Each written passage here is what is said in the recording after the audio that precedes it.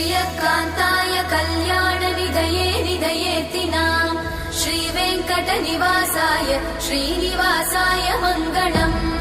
लक्ष्मी सविभ्रमालोकसुभ्रूविभ्रमचक्षुषे चक्षुषे सर्वलोकानां वेङ्कटेशाय मङ्गलम् श्रीवेङ्कटाद्रिशृङ्गाग्रमङ्गलाभरणाङ्गये मङ्गलानां निवासाय श्रीनिवासाय मङ्गलम् सर्वावयव सौन्दर्य सम्पदा सर्वचेतसां सदा सम्मोहनायास्तु वेङ्कटेशाय मङ्गलम् नित्याय निरवध्याय सत्यानन्दचिदात्मने सर्वान्तरात्मने श्रीमद् वेङ्कटेशाय मङ्गलम् स्वतः सर्वविदे सर्वशक्तये सर्वशेषिने सुलभाय सुशीलाय वेङ्कटेशाय मङ्गलम्।